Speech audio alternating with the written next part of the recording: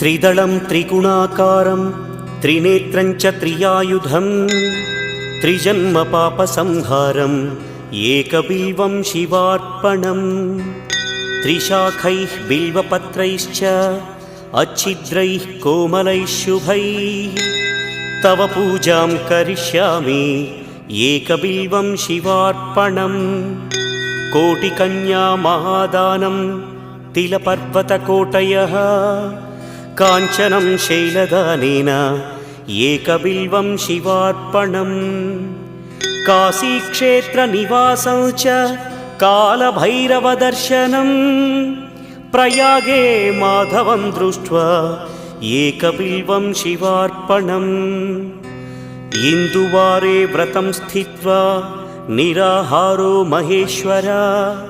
नक्तं हौष्यामि देवेश एकबिल्वम्